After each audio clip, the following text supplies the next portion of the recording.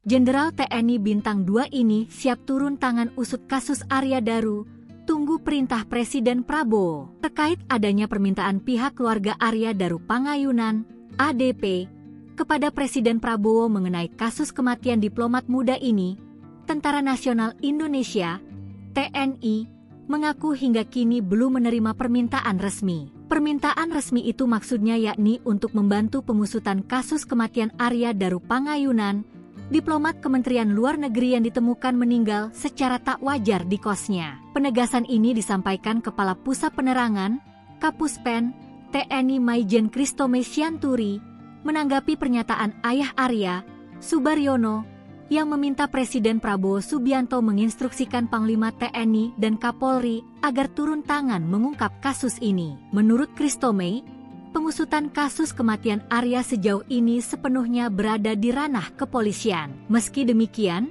Kristome menegaskan TNI pada prinsipnya akan melaksanakan setiap instruksi negara, termasuk jika Presiden Prabowo memberi arahan untuk membantu kepolisian. Ia menegaskan bahwa patuh pada penugasan adalah bagian dari sumpah prajurit TNI. Sebelumnya, Subaryono, ayah Arya Daru, menyampaikan permintaan terbuka kepada Presiden Prabowo agar ikut mengungkap misteri kematian putranya. Subaryono mengaku usianya yang telah 70 tahun membuatnya semakin lemah dalam memperjuangkan keadilan bagi putranya. Ia berharap campur tangan Presiden dapat mempercepat kejelasan kasus tersebut.